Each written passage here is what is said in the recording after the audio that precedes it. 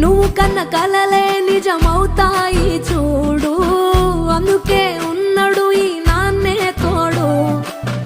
దశరథ మహారాజే నాన్నై పుట్టాడు, నువ్వు రాముడంత ఎదగరనేడు.